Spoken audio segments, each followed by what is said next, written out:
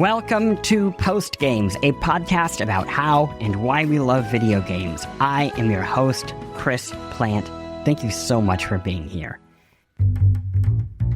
The first video game to movie adaptation was Mario. Not the 2024 mega hit starring Chris Pratt, and not the infamous blockbuster bomb of the early 1990s either. The first video game to movie adaptation was Super Mario Bros. The Great Mission to Rescue, which hit Japanese movie theaters in July 1986, around the same time as Americans were just beginning to find the NES and its iconic plumber on shelves at Walmart. All of which is to say, video game movie adaptations have been around as long as modern video games. Toss in TV adaptations, you can go all the way back to Pac-Man. Though only in the past few years has the video game adaptation transcended decades of infamy, where studios used to treat these adaptations as quick cash grabs, meant to be filmed with one hand while plugging your nose with the other. The game adaptations of today, they attract billions of dollars in box office gross, critical praise, and star talent in front of the camera and behind it. So what changed? How did we go from Mario being box office poison to one of the most valuable movie IPs in history? This week on Post Games, how video game movies got good. We have an extended interview with the filmmaker and video essayist Patrick H. Willems, in which we together make sense of 30 years and 5 distinct eras of video game adaptations. Act 1, the doomed decades. Act 2, the Hollywood hits. A Patreon bonus, Patrick sticks around to speculate on the future of video game adaptations, including no fewer than 46 movies in active development. And of course, Act 3, the news of the week. A few trailers before the main attraction. Post Games is now on YouTube, TikTok, and Instagram, so check it out there. You like the show? Listen for free on RSS. Or if you love the show and you want all of the bonus content and you want to keep this thing going, plus no ads, check us out on patreon.com/postgames. And it looks like we still have a few trailers left, so you go grab the popcorn and candy. I'll save you a seat. It is a new year and you want to eat better, but you still have no time to work with. You have no energy. You have so much going on in your life. Oh, what do? You do Factor. 2 minutes, real food, and you are done. You're not failing at eating healthy. You're failing at having 3 extra hours in every night. You're failing at not being a chef and wanting to do cleanup. Factor takes care of that. It has delicious food that is good for you. You got lean proteins, colorful veggies, whole food ingredients, and none of the yucky stuff, no refined sugars, no artificial sweeteners. It will offer you whatever you need to match your lifestyle. For me, Mediterranean diet, it really works well. But maybe you need something else, like a high-protein diet or GLP-1 support or ready-to-eat salads. Whatever it is, Factor wants to meet you on your page. Always fresh, never frozen, and like I said, ready in 2 minutes with no prep, no cleanup, just chill. I use Factor. I think that you should too. Head to factormeals.com/postgames, 50 off, and use code postgames50 off to get 50% off your first Factor box, plus free breakfast for a year. Offer only valid for new Factor customers with code and qualifying auto-renewing subscriptions purchase. Make healthier eating easy with Factor.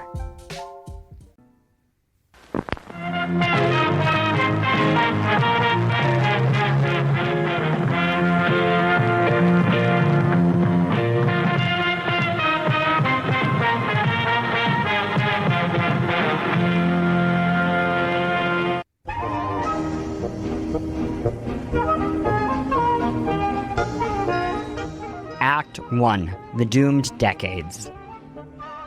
I am thrilled about today's guest because, frankly, I'm a fan. It is filmmaker and video essayist Patrick H. Willems.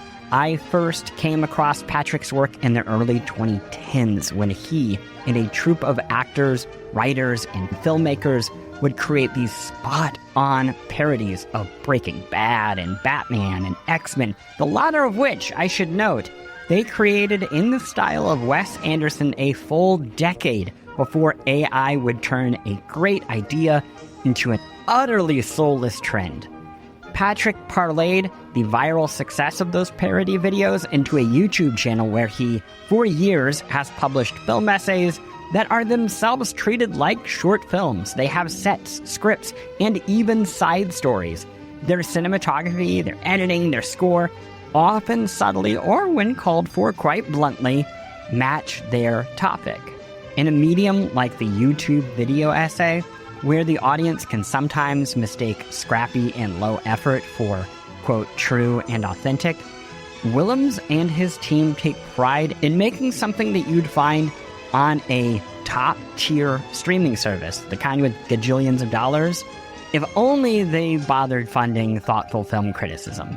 Fortunately, you can find his work on a slightly smaller service, though one that punches way above its weight, and that is Nebula.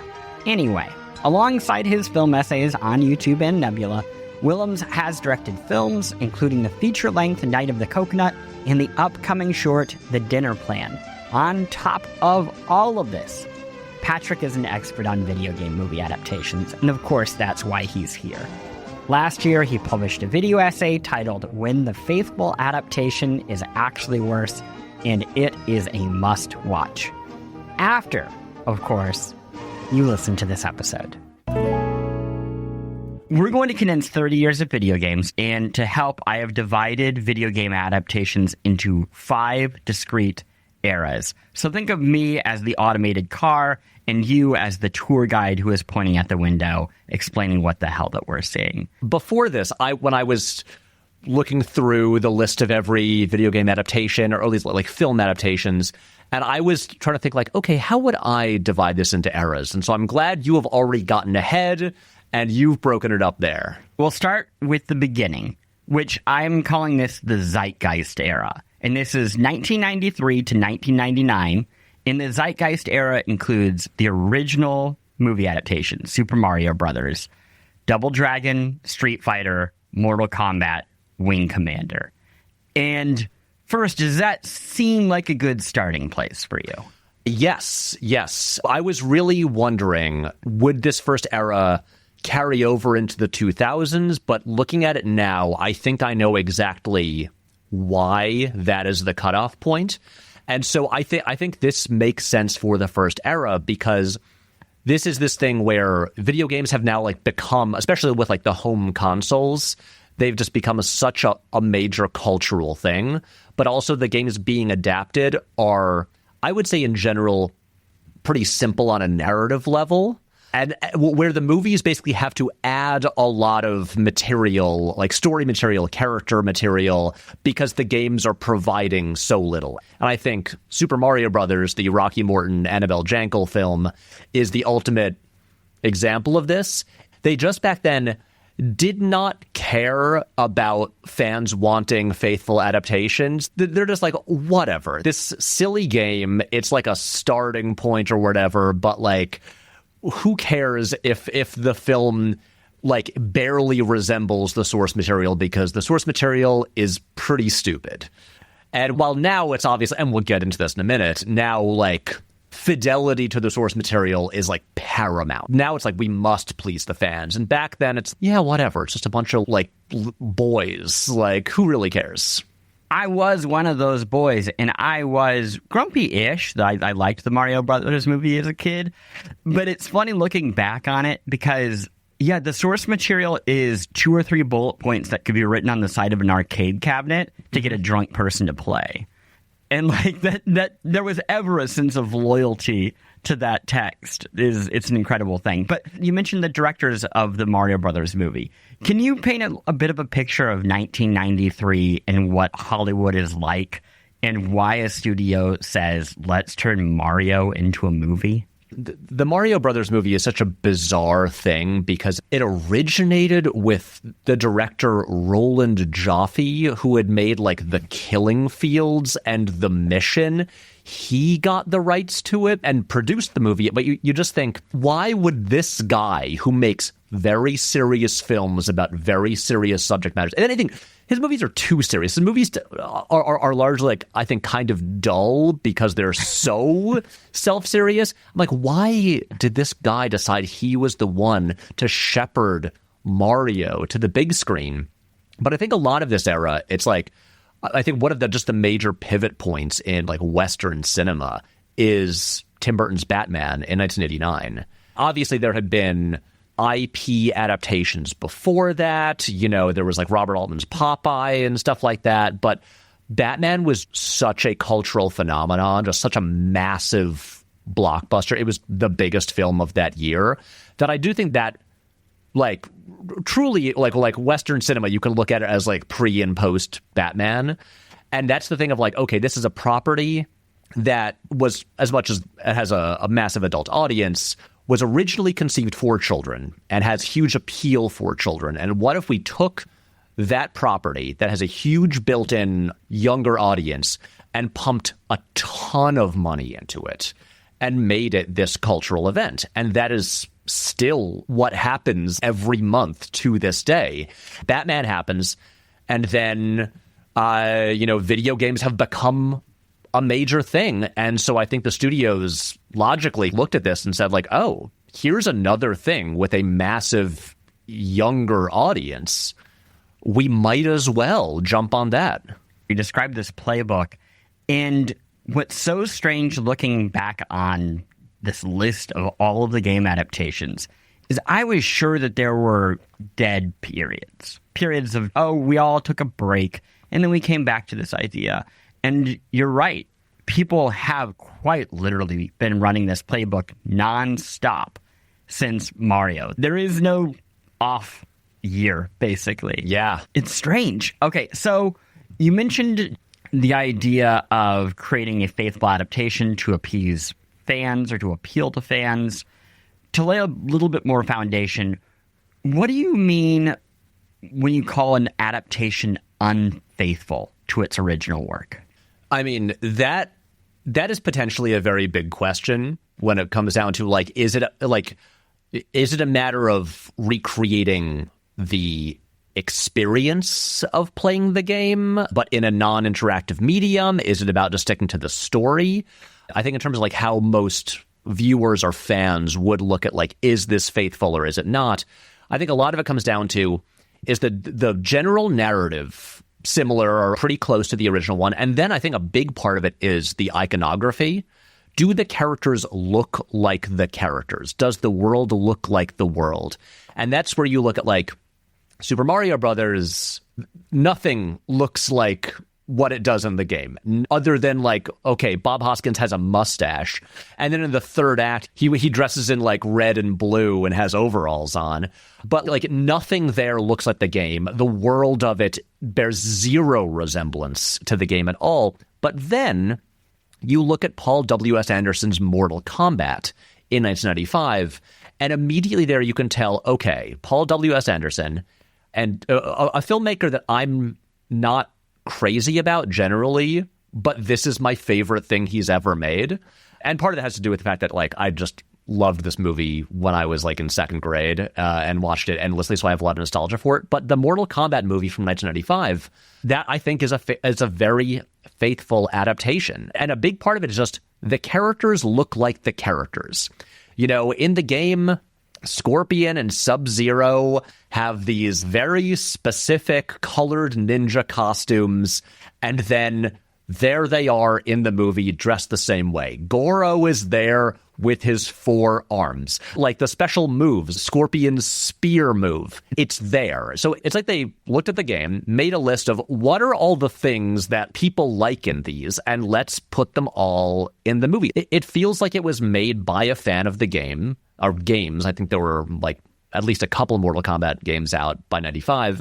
Like, it's made by a fan who's trying to like aim the movie at other fans of the game. which is pretty different than most of the other video game adaptations of that time, pretty different than Steven D'Souza's Street Fighter.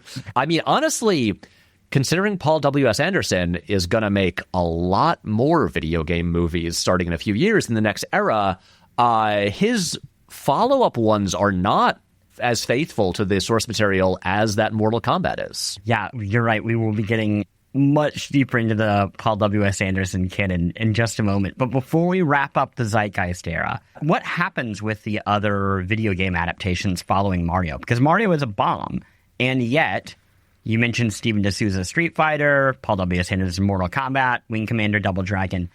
What is the pivot that gets those things greenlit and into theaters? That is a good question, because clearly it's not like Hollywood studios looked at Mario bombing and said, that's it for video game adaptations. I think they just decided that's it for Mario.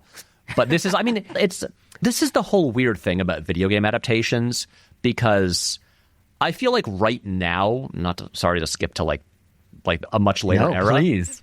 But right now, Hollywood seems to be in this mindset that video games are like superheroes, where it's a genre. And like people, if they like the genre, people will like show up for these, when really saying video game adaptations is like saying literary adaptations. If a movie based on a book bombs, studios aren't like, well, I guess people hate books, never going to adapt a book again. But yeah, Super Mario Brothers, that is a like colorful Nintendo platforming game. You don't see any more colorful Nintendo platformers get adapted for a while. And then also Nintendo just became really careful about letting their games be adapted. But then Double Dragon, it's like a beat 'em up game. Street Fighter and Mortal Kombat are fighting games, which are just fundamentally so extremely different from what Mario is. So yeah, I think it's just one of those things where it's like, look, people like action movies. And then also, perfectly with Mortal Kombat, that's this period when more and more like Hong Kong movies are being brought over to the US, and there's an increasing interest in like martial arts. Like this is around the time that Jackie Chan starts properly coming to America. And so I think Mortal Kombat makes perfect sense, where it's like, this is a super popular game. It's also just like such a like kind of pure action movie. And also it has these connections to this type of action movie that is really like picking up steam. You saw me going towards the hoop, and you just threw it right in the air, because the next era, the grown-up games era, is what I'm framing it as. It's funny you mentioned 2000 as maybe the cutoff point. I actually start this one at 2001 to 2008, and the two icons of the era are Paul W.S. Anderson and Uwe Boll. We'll talk about both of them. And for this, I have Lara Croft, Tomb Raider, Resident Evil, Silent Hill, Doom, Postal, and it ending in 2008 when Uwe Boll releases two movies the same year, Dungeon Siege and Far Cry adaptations. And I'm sure that there are people who are like hardcore video game people listening to this and going, they made a Dungeon Siege movie or a Far Cry movie? Starring Jason Statham.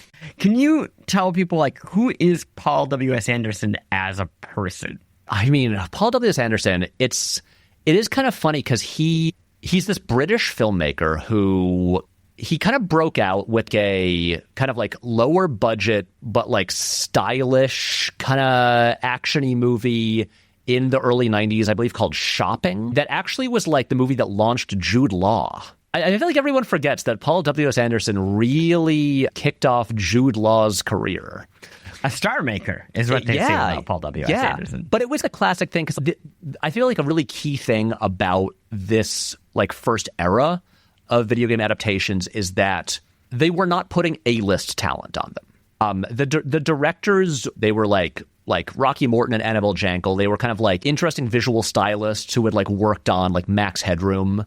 And then like Steven D'Souza, who directed Street Fighter, he wasn't really a director, but he had written a lot of major action movies like Die Hard. And Paul W.S. Anderson, that's the move of like, oh, he made this like stylish low budget movie. Now let's bring him into the studio system to make like a bigger movie. I think Mortal Kombat, among video game fans, that was like the one video game adaptation that had like done it and that people liked. And the movie was a success. It spawned a sequel that Paul W.S. Anderson did not direct, that people did not like. But so I feel like at that point, it's like, okay, he's the only guy who's figured out how to make this work.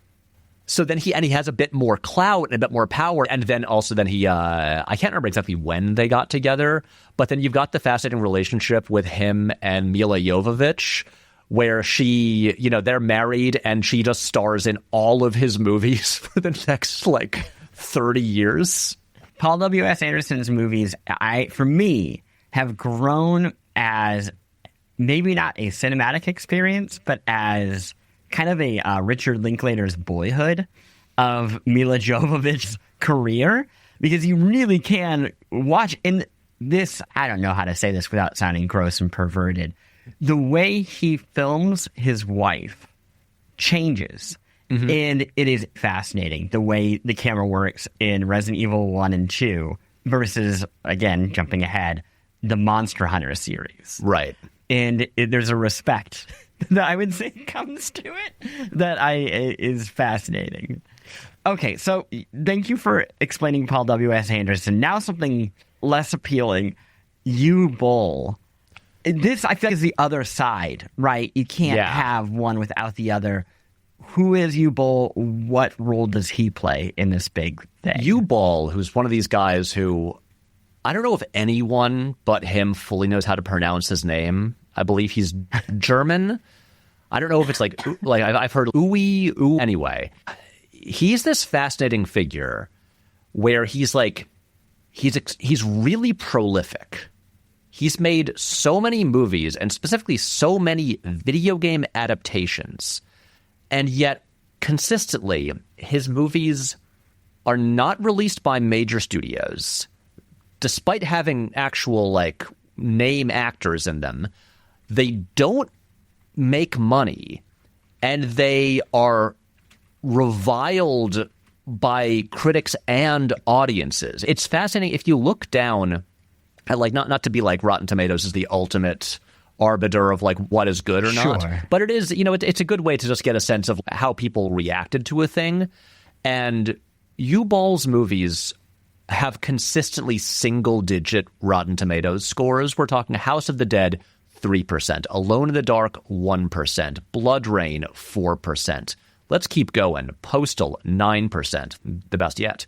In the Name of the King, A Dungeon Siege Tale, 4%. Far Cry does not have a Rotten Tomatoes score. That movie, I don't know if it really got a release because worldwide it grossed less than $1 million. But his movies truly seem like they're money laundering schemes. It's the kind of thing where I don't know exactly how he was able to keep making them in terms of getting the rights to these games and getting these actors to sign on to them when consistently the movies are not making money. Blood Rain makes $3.6 million worldwide. Alone in the Dark made $10 million. Wow. But it also cost $20, and so there you go. I'm I don't get it.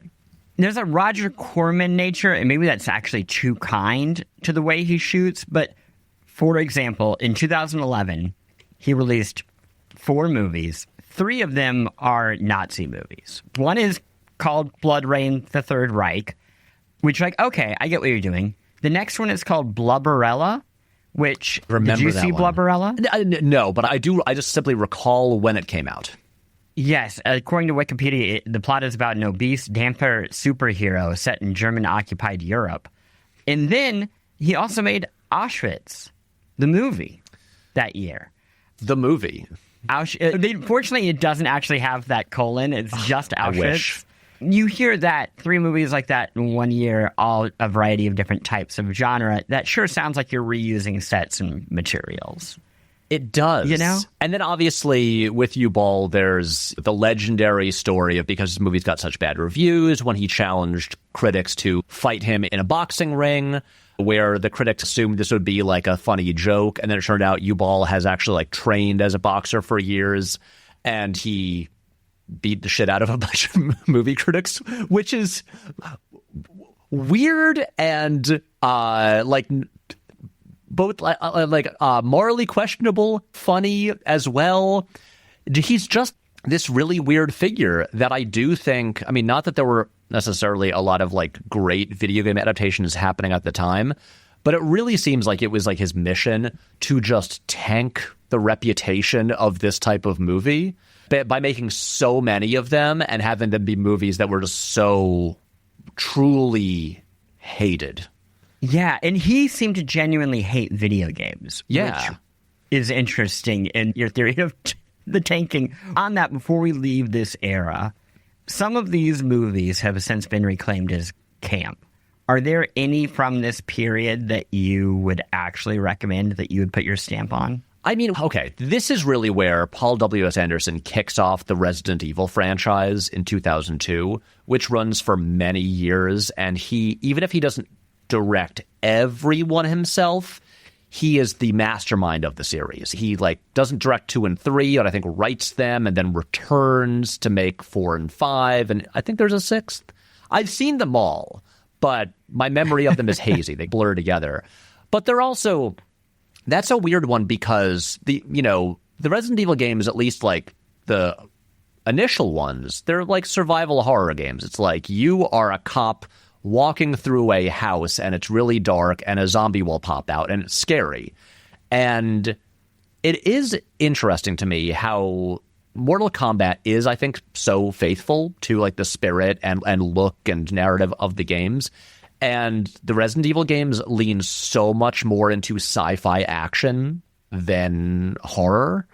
And it really there kind of feels like, as much as he puts a lot of the characters from the games in there and all of that, it was really like, oh, this series is kind of a vehicle where I can just put in all of my own interests. It becomes this very personal thing. It stars his wife. He just keeps doing it for years and like growing and experimenting like visually as a filmmaker and just doing a lot of stuff. And that series, it keeps making money for so long and really kind of becomes the dominant video game movie franchise for the 2000s, I would say. I'm going to hang a lantern on that one because we're going to come back to that at the very end of that series. Yeah. We'll say also, in this era, Christoph Gans's Silent Hill, I would say is at this point now, even if it got like a mixed reception at the time, probably considered artistically maybe the high point of this era. It's adapting a more, for lack of a better term, artistic horror game. It's more atmospheric. It's got some like really striking visuals in there. If anyone's going to point to like any of these being worthwhile, like on an artistic level, Silent Hill, despite its 32% on Rotten Tomatoes, that I think that's the one that people point to. Like you said, Rotten Tomatoes is not the end-all, be-all. Knowing the reputation of video game movies at this point, too, if you go in and you see a movie that's actually doing something creative, it's so easy to mistake creativity for bad. Mm-hmm. The amount of trust that you have to have in something, I can't believe I'm saying this, but Jean Dielman, you want to be in the right environment going into it so that you know it is in fact a good movie and you are ready to meet it on its page. Where if you just handed somebody Jean Dielman after they watched, 30 YouTube videos that were all 10 hours long, right? You might be in a space where you're like, I hate these things. It's true. It is funny. And again, I'm sorry to keep bringing up Rotten Tomatoes scores, but I think that they're just worth mentioning. No video game adaptation has a Rotten Tomatoes score even above 50% until 2018. None of them have what even qualifies as a fresh score on Rotten Tomatoes until 2019. So even when these movies would like make money or whatever, I don't think there was any one of these that was like to most audiences viewed as like a home run. Let's take a quick break, and then we will come back and we'll talk through the modern group of eras. Great.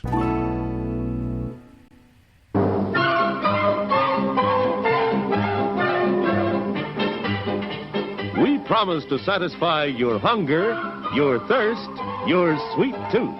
So visit our refreshment center now. Let's go! Show starts in 7 minutes.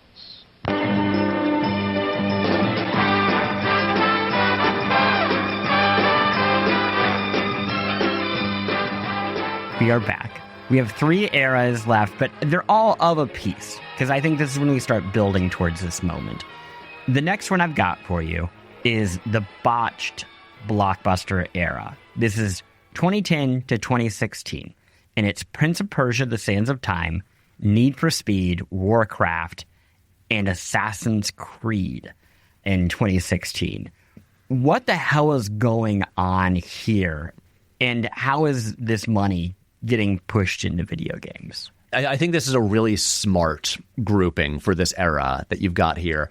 I think the major thing that happened here was, at this point in time, comic book movies had kind of been, you could say, perfected in terms of like they had cracked that in terms of how to put A-list talent on these and make movies that like got Oscar nominations, that were giant blockbusters, that got good reviews, that like were like critical and commercial successes, where it's like we can take that and we know how to make that a thing that will make a ton of money but also be respected. We've had our Sam Raimi Spider-Man trilogy. We've had, at this point in time, 2 Christopher Nolan Batman movies. It's like, okay, this is now taken seriously. It's time to now apply the same formula to video games. It's the thing where it's like, I feel like everyone forgets that the Prince of Persia movie exists. Disney made that movie as a major blockbuster. Mike Newell, who had directed the 4th Harry Potter movie, directed it. So it's like, okay, we got a guy, he already did a huge franchise blockbuster. We're putting major stars in there. We got Jake Gyllenhaal. We got Alfred Molina. We got Ben Kingsley's in that movie, right? Probably. Yeah, he's got to be. And yeah, it's okay. We've got a formula now. We'll apply the formula that we've used. You know, comic book movies are like, you know, various like literary adaptation, or you know, like kind of like YA literary adaptations, and it'll work. They're now being taken seriously. It's like we don't need a B-list action director to do this. We can get like an important British director who's made acclaimed movies. To be clear, it doesn't happen every single time, but like Warcraft, you look at the trajectory that Duncan Jones was on, where it's like he has Moon, his like really cool, like lower budget, like a breakout sci-fi movie that's like gets him a lot of attention. Then he goes and does Source Code, a like mid-budget studio movie that is well liked. And it's like, okay, this guy is like leveling up each time. And now this is what you do for your 3rd movie. This is where you go to a studio and you make a franchise movie. You've now been like proved that you can be trusted with a big budget and visual effects. And he's given Warcraft, a movie that Sam Raimi had been attached to for years before Duncan Jones signed on. And like Justin Kurzel, who did Assassin's Creed, he had made the Macbeth with Michael Fassbender that had also gotten a lot of attention, very, very stylish. And this was like, okay, the whole team, even the cast that made Macbeth, they're going over and they're going to make this. This was basically the era of we are making exciting choices and getting either really respected, skilled veteran directors, or we're getting really exciting younger talent who seem to have the chops to do it. And none of these movies really hit. I think it's like different issues each time. You can't point to one thing that went wrong, because Warcraft is, I think, kind of an interesting movie. It's really trying to tell like a real like emotional story, mostly about the orcs, with really high end like performance capture technology. For all of these, they're taking them seriously, and they're also, I think, a key thing, they're really trying to be faithful. It was a thing that surprised me with the Assassin's Creed movie, where I'm not super experienced with that game franchise, but I had been a fan of the Prince of Persia games. And I saw, okay, it's the same team making Assassin's Creed. This looks like a lot of fun. I remember when my roommate in college got the game, where you think, okay, right, yeah, it's like set in, I don't know, like the 1400s or whatever, and then you run around and you jump and climb things and you kill people, and the game begins, and it's like, oh, actually, this is like set in the present, and there's all of this exposition where you go into a machine and then your consciousness goes back in time and then you do stuff. And I was like, who wants this? Don't we just want to be the assassin running around back then? And then so I was like, well, this seems stupid. And so if they're making a movie, maybe they'll be smart and discard this extraneous stuff that isn't interesting. But now it's this point where it's like, no, we're taking this seriously. We're aiming it at the fans. We're putting everything in there. So it's the animus will be in. Yes, the animus. So and it's the thing where it's like it is faithful to the games to a fault, where they should have been a little bit more liberal with their adaptation, and yet there's like, we got to include everything. We want to recreate the things that the fans like.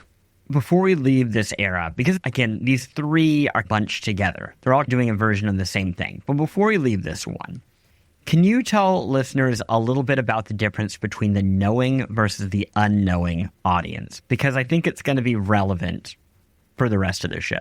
Yeah, I mean, it is this thing where you have the knowing audience being the existing fan base who has played the games, and they're coming in with expectations, and they're going to recognize the iconography, they'll know the animus when they see it. Exactly, they'll know the animus. But it is this thing where, and it's something that I feel like comic book adaptations perfected in terms of how do we put in the imagery and the stories and keep the characters intact that the knowing audience of the fans expect, but also ease in the unknowing audience who just saw a trailer for what looked like a cool action movie? And how do we make it work for both of them? With any like big IP adaptation, it is this balance you've got to strike. And when you strike it correctly, which I think this is what a big part of what led to the MCU's massive success, they're like, we can thread that needle and we can get the knowing audience really excited without confusing the unknowing audience who's coming in and they have no idea who like Iron Man is. It's a matter of, I think, training the unknowing audience to become the knowing audience. I've been a pretty big comic book reader my entire life. You know, I've got a pull list at my local shop. I go and pick up my books every week. So I'm like that kind of person. I'm much more of a comic book person than a video game person, actually. And so I just remember how odd it felt in the past, especially like 15 years or so of watching this cultural change happen. And I just remember like talking to like a friend who had never read a comic book in his life, but he was just like very into the MCU. And him just saying, I read a rumor on Reddit that Adam Warlock is going to be in a movie. And so now I haven't read any comics, but I've done all this research about Adam Warlock because I want to know all this stuff, and realizing like, oh, wait, the stuff that I thought would turn people off, where people would be like, this is too dorky, I don't want to know about that. No, it turns out people really like doing homework. Once they're hooked, they want to know everything. They don't want stuff to go over their heads. They want to be up on this. So then when those little references come in for the knowing audience, they can be a part of it. And it's something that I think comic book movies just happen to pull off really well.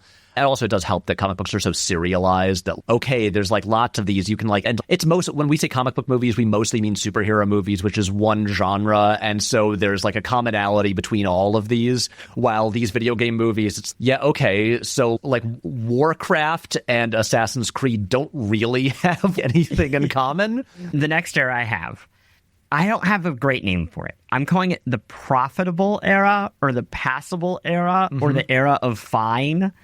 This is 2018 to 2022. It begins in 2018 with Tomb Raider and Rampage.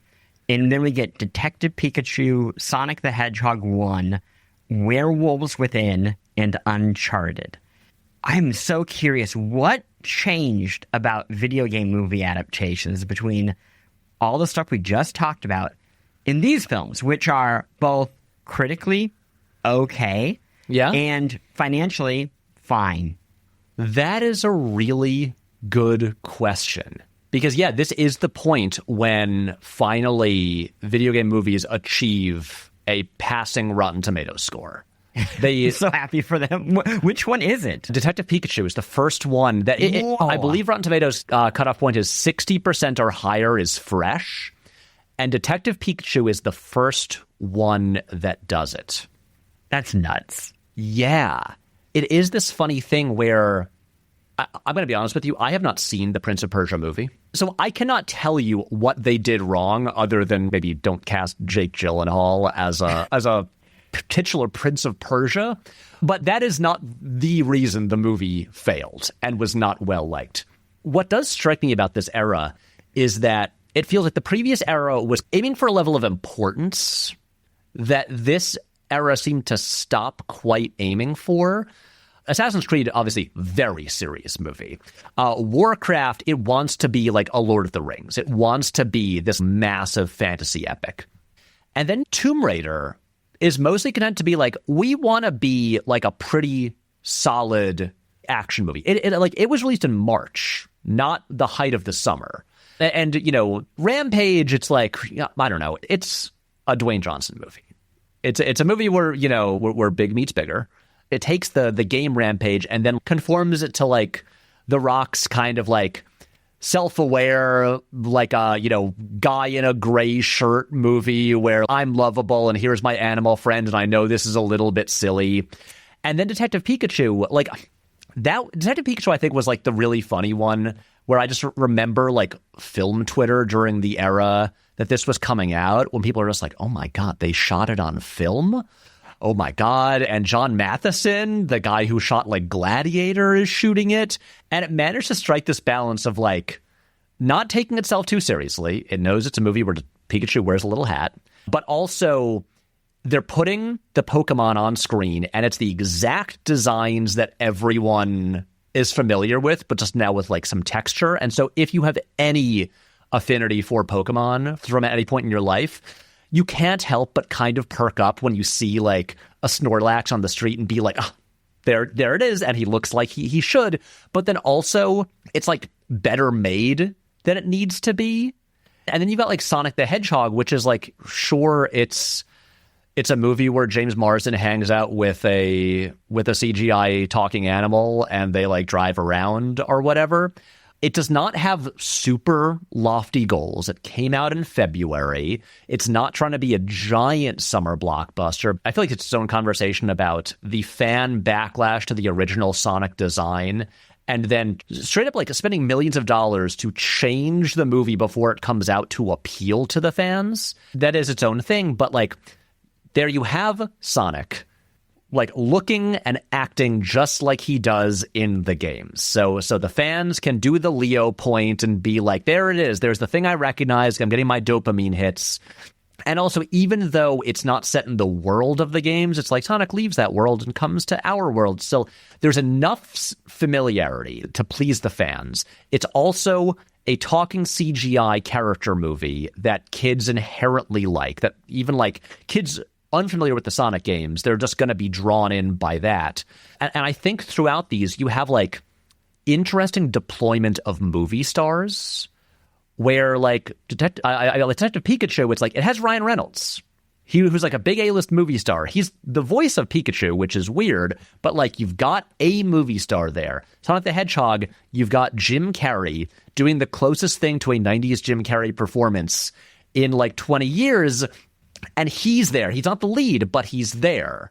The Rampage, you've got The Rock. And there is kind of this balance of like the movies have more reasonable expectations. They've got A-list movie star talent. They're appealing to the knowing and the unknowing audience. And yeah, again, I would not have thought to necessarily group this era as you have, but I think you're totally right. They cracked it where it's like they're not making great movies, but they're making movies where fans and non-fans go see them and walk out being like, I had a pretty good time. Before we go to the final era, any tweaks you would make to the eras? How is your era projection look? This really seems right to me. It is one of these things where I'm looking at Uncharted kind of being like, that is a weird one to me. I think it does fit in this era. It did well. It didn't do incredibly well, but it did well. But it's like people like Tom Holland, and he's basically just playing Peter Parker again. I feel like you have to have maybe two of a batch of things to make it work. And that is either You have to have somebody making the movie who genuinely likes it. And not in the Prince of Persia way where, like, you've been paid enough millions of dollars that you're like, yeah, I love Prince of Persia and I just couldn't wait to make it. You need Ben Schwartz doing the Sonic the Hedgehog campaign. Or you need just an original idea that can use the IP as leverage, which I think is the Werewolves Within thing. Obviously, that's a much smaller movie that most people aren't even aware is based on a video game. Yes. Or you need the biggest name in entertainment at that time. And if you can get any of those while still respecting the fans, it seems like you can make your money back. Which brings us to the final era, which is the actual blockbuster era, not to be confused with the botched blockbuster era. The actual blockbuster era begins in 2022 to today. And for me, this is Five Nights at Freddy's, Super Mario Brothers the movie, Sonic 2 and 3, and Minecraft. Mm-hmm. And before we get into this era, and I'm very excited to do that, I would like you to tell me about the term palimpsestuous. In your video, it's a quote of a quote. I believe it was the scholar Michael Alexander who used the term originally. And I believe technically, like, the academic meaning of the term is when a manuscript has been partially erased and then overwritten. So I'm curious if you could tell me a little bit more about that and this idea of adapting a video game being a weird act of erasing and writing over. Yeah, here I think we do have to, jumping off of the palimpsestuous idea, we do have to get into just the weird notion, I think, of adapting video games for screen. Or for cinema in any form, because you're inherently getting rid of arguably the primary component of the game, which is that it is an interactive experience. And so you're losing what is, just to be generous, like at least half the experience of playing a game. It's a game. It's a game and you control it. And now you're turning that into a different medium where you no longer are interacting with it at all. You have no control over it. You are simply watching it. And so it's this question of like, okay, if you're removing the major component of the original material, what do you replace that with? How do you make up for, like, how do you make this feel in some way equivalent to or as enjoyable as the original when you simply cannot give the same thing? I don't know if they've like really cracked the answer, because it's like, obviously Super Mario Brothers the movie is a major hit. It is a giant blockbuster movie that makes $1 billion. There is more characterization and more story than you would usually get from a Mario game, with the exception of Super Mario RPG, which I know the fans are going to yell at. Thank you. The dorks have been appeased. Of course. But in general, it's like to me, the primary appeal of Mario games is like the game mechanics. It is, the platforming, the boss fights, the exploring these new worlds, and just the joy of being Mario and having really good tight controls and running around and jumping. People don't play Mario games for the deep characterization and emotional journey that Mario goes on in these games. And so the movie, it attempts to show examples of that platforming gameplay experience that people love from the games, where there's a point where, like, early on in the movie, it turns into like a side-scrolling thing as you see him just like running down a street in Brooklyn, like jumping over things. And there's a training montage where he learns to jump and hit blocks and stuff like that. And again, it's like you're watching someone play a Mario game, but there's no way to fully recreate cinematically the experience of playing it yourself. And so it adds a lot more story. It leans more into the Mario-Luigi relationship. Princess Peach has more to do. She's a girl boss now and has to, like, teach Mario stuff. Donkey Kong is more fleshed out and they interact more. And so here's the thing. I personally am not a big fan of the Super Mario Brothers movie. That said, it was a giant success. It did so well. It made so much money. Maybe I don't know what I'm talking about, because it did enough stuff that it made a lot of people happy. That said, this is what I wonder about. If you look at the movies from this era, the ones that are hits are the ones that are primarily aimed at younger audiences. Borderlands, the R-rated Eli Roth film that has movie stars in it. Like, Jack Black is in Borderlands and Mario and Minecraft. Jack Black has become the king of the modern video game movie, but he could not make Borderlands a hit. And so I really think a big part of this is kids want to go to the movies too. And if you can really hook the kids, that means you're really hooking like their parents as well. You're selling a lot more tickets that way.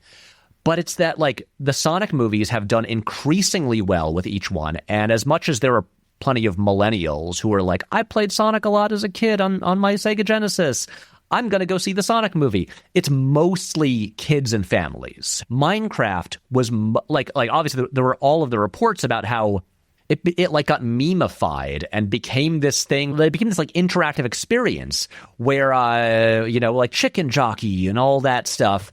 And like, again, millennials saw the movie, but like teens and younger, I think, were making up so much of its box office. Five Nights at Freddy's, it's like scary, but like scary in a way that kids can handle.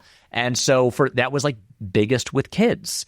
And then Mario, obviously, it's like, everyone up to like age, like, I don't know, 50 or 60 has a relationship with Mario, but also it's just a fast-paced, colorful, like PG-rated movie. And it was also the only kids movie like in theaters for like months, so it just like ran the table there. And so, yeah, this is what I'm really curious about in terms of video game movies going forward, because obviously you look at the list of what is in development right now, what's coming out soon. There's so many. And I think it remains to be seen if video game adaptations that are aimed at older audiences can really catch on and become a big thing, or if this is going to be primarily a realm of cinema that is aimed at younger audiences. You talk about video game adaptations possibly being the realm of younger audiences. And I think there's one way of reading that, which is, yeah, they're kids' movies, and kids' movies just make money, yada, yada. But I wonder if there is something else going on here. Because you mentioned Minecraft and you mentioned Mario, and these are movies that are thin on plot, thin on what you would expect from a movie, but do feel like watching video games in a way. And here's an audience that, for the first time in history, has en masse been trained to watch people play video games. Mm-hmm. That's just part of their culture. Do you think that there is an overlap here? Are we seeing audience expectations, especially young people, change based off of what they're consuming outside of the movie theater? I have no evidence for this, but I do think just, the rise of Let's Play videos and Twitch streamers over the years, and that just becoming like a major thing that people consume online, surely must play some role where when I say, oh, I don't want to watch a movie that feels like watching someone play a video game, that's just me personally, and then I do not watch Twitch streamers. But for many other people, I think the idea of like watching a movie that feels like watching someone play a video game is totally fine. That's okay. And then there's just the fact that these movies are clearly very careful about aiming at the knowing audience. Obviously, you look at the way that Chicken Jockey became this thing where like they knew what they were doing. They knew that we put that in there, and there are enough people, especially younger people, who are going to know exactly what that is, who will lose their minds because they're so excited to see that in a movie. That, yeah, I think they cracked it. I don't know if this makes for good cinema, but it certainly makes for profitable movies. Like, really, the thing that I'm very curious about is when the inevitable sequels to Mario and Minecraft come out, how those will do. Because I get why these ones were hits, because they were the first ones and they offered like kind of a new experience. Like, here's the stuff that you love and are familiar with, but now it's in a new context. It's on the big screen. There's movie stars, or at least their voices, but movie series that build as they go on and like grow the audience and like become more financially successful. It's because there is some kind of ongoing narrative that audiences become invested in, or characters that people really get into. And I wonder how much people are going to be invested in the character of Mario and his ongoing story. And so I'm wondering, like, will each movie keep topping the previous one? Or will this be a diminishing returns thing where it's like the novelty is gone and there is really only so much you can do with Mario on screen, and that was kind of already accomplished by the first movie? I don't know. I really don't know, but I'm just curious to see what happens. Perfect. Patrick, thank you so much for doing the show. My pleasure. Thanks for having me on. Where can people find all of your amazing stuff? Yeah, really, you can watch all the videos I make where I talk about movies, but more eloquently because I script them ahead of time. On YouTube or Nebula, the Patrick H. Willems channels on either one. If you Google Patrick H. Willems, I will show up. You now have 10 minutes to stock up on the tasty treats offered at our refreshment stand.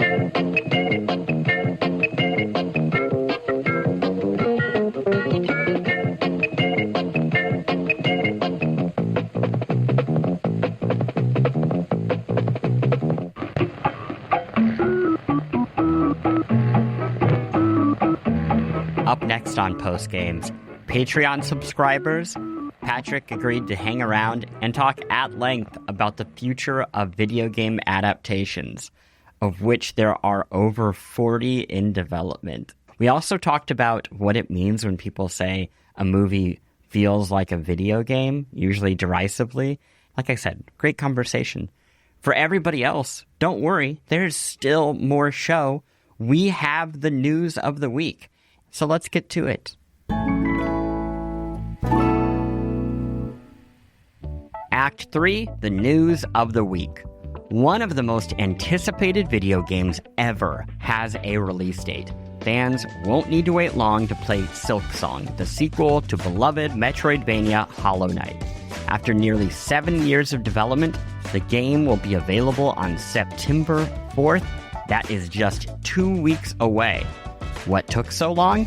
Well, that question, which fans have been asking at every big video game event for the better part of a decade, was never really aligned with the facts of making a video game at this scale. The developer Team Cherry is a team of 3 people, and though other artists and creatives played a role in the game's creation, the bulk of the design, coding, and production fell on the trio. In an interview with Jason Schreier at Bloomberg, Team Cherry co-founder Ari Gibson said, "It was never stuck or anything. It was always progressing. It's just the case that we're a small team, and games take a lot of time. There wasn't any big controversial moment behind it." It also doesn't hurt that Hollow Knight has now sold over 15 million copies, making the team exceptionally wealthy and extinguishing any financial heat to rush this follow-up to market. Can Silksong live up to 7 years of feverish anticipation? Can anything? My tip? Treat every game as its own object, free of hype and expectations, and you're much more likely to appreciate it for what it is, rather than what it could be. Elsewhere, President Trump's economic policies, including constant threats and rate fluctuations around trade embargoes, have begun to impact the cost of goods across the United States, including video games. This week, Sony announced that the price of all PS5 models will increase by $50. This follows price increase announcements by Xbox in May and Nintendo earlier this month, and the trend will likely continue. Xbox and Asus have yet to reveal the price of their new handheld device, despite it being scheduled for release in October. I suppose the cost of eggs doesn't seem so high when everything else is more expensive too. Anyway, you deserve some good news before we wrap. So let me remind you of another big, long-anticipated sequel. The last version of this game came out in 2013, and the new version is mere weeks away. On September 10th, we get a sequel to the iconic racing game from 2013 that has nearly 5,000 reviews on Steam and is holding an average rating of very positive. On September 10th, mere weeks from today, we will all be playing Garfield Kart 2. Come on in, it's time to party with Garfield and friends. Garfield and friends. And pay attention. There'll be a test at the end. And that is the news of the week.